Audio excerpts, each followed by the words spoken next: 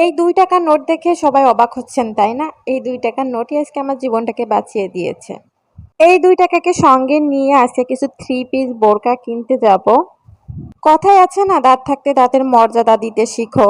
আমরা যারা ছোট ছোট জিনিস বা অপ্রয়োজনীয় জিনিসগুলোকে মূল্য দিতে জানি তারা কখনোই বিপদে পড়ে না।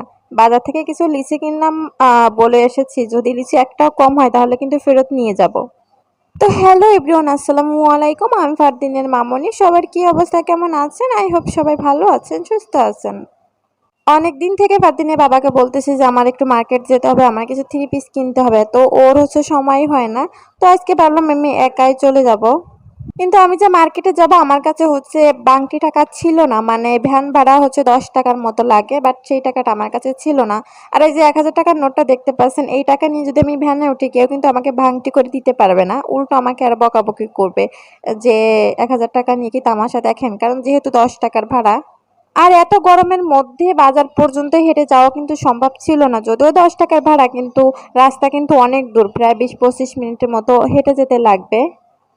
এই একটা ৫ টাকার কয়েন। তো আমি সব জায়গায় খুঁজে এভাবে কিছু পয়সা পেয়েছি, ৫ টাকা, ২ টাকা, ১ টাকা। ফারদিনের বাবার একটা ভালো গুণ আছে, সেটা ওই খুচরা টাকাগুলো বাসায় রেখে দেয়, যে কখনো ভিক্ষুক বা কেউ আসলে দিতে পারবে। এই তো এখন আমি বাসা থেকে বের হয়ে গিয়েছি, দেখি কোনো গাড়ি পাই কিনা। তো অবশেষে আমি একটা অটো ভ্যান গাড়ি পেয়েছি, তো এটাই এখন উঠে পড়েছি। এখন চিন্তা করতেছি এই টাকাগুলো নিবে কিনা। দেন আমি একটা বোরকার দোকানে চলে আসলাম। এখানে আমি কিছু বোরকা কালেকশন দেখতেছিলাম। কোন বোরকাটা বেশি ভালো লাগে আপনারাই বলুন তো।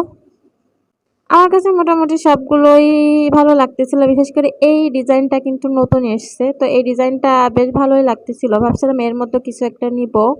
আজকে যেহেতু ফারদিনের বাবা আমার সাথে যায়নি, যার জন্য আমি মার্কেটে গিয়ে ওইভাবে কোনো ভিডিও করতে পারিনি, কারণ আমার একা একা এইভাবে ভিডিও করতে কেমন যেন লাগে। তো যতটুকু পেরেছি ততটুকুই মার্কেটে ভিডিও করেছি। তো এখানে 50টার মতো লিচু আছে। তো আমি বলছিলাম যে আমি গুনে নিতে চাই, তো উনি বলল না সমস্যা নাই, আপনি বাসায় গিয়ে গুনেন, যদি কম থাকে তাহলে নিয়ে আসবেন। তো আমি ভাবলাম যে সত্যি যদি কম থাকে তাহলে আমি ওনার কাছে আবার নিয়ে যাব, কারণ এভাবে যেহেতু দাম নিয়েছে, এখানে 50টা লিচু নিয়েছে আমার কাছ থেকে 150 টাকার মতো। এই মুহূর্তে যারা আমার ভিডিওটা দেখা শুরু করেছেন প্লিজ একটা লাইক দিয়ে ভিডিওটা দেখা কন্টিনিউ করবেন। আর যারা নতুন ভিউয়ার্স আছেন, যদি আমার ভিডিওটার কোনো অংশ আপনাদের কাছে একটু ভালো লেগে থাকে তাহলে চাইলে সাবস্ক্রাইব করে আমার সঙ্গে থাকতে পারেন। আমি লিচুগুলোকে খুব ভালো করে গুনে নিচ্ছিলাম যাতে করে কোনো একটা কম হয় কিনা। আমি বলেছিলাম যে একটু কম রাখেন, তো লোকটা কোনোভাবেই কম রাখেনি। তো চিন্তা করতেছিলাম যেহেতু আমার কাছ থেকে ১ টাকাও কম রাখেনি, তাহলে যদি লিচু কম হয় আমি সেটা কেন মেনে নিব। সেজন্য আমি বারবার করে সুন্দর করে গুনে নিচ্ছিলাম।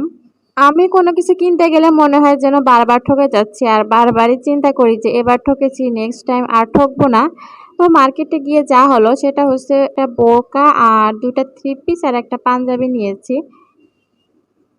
আমি যখন দোকানদারকে দাম হিসাব করতে বললাম, উনি উনার মতো হিসাব করে অনেক দাম বলে ফেললো। তো আমি বললাম আমি তো আসলে এত দাম দিতে পারবো না। তো উনি বলল যে আপনি আপনার মতো করে একটা দাম বলেন।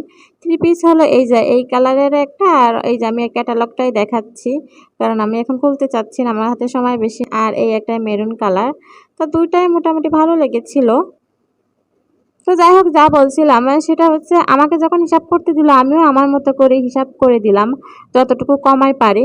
তারপর উনি আমি যেটা হিসাব করলাম উনি এক বলাতেই সেটা রাজি হয়ে গেল। তো এখন আমি চিন্তা করতেছি যে আর একটু কম বলে ভালো হতো না, যেহেতু এক বলাতেই রাজি হয়ে গিয়েছে। তো ছোট্ট করে আজকে ভিডিওটা শেয়ার করলাম। যদি আপনাদের কাছে ভালো লেগে থাকে তাহলে সাবস্ক্রাইব করে দিবেন। সবাই ভালো থাকবেন, সুস্থ থাকবেন। আল্লাহ হাফেজ।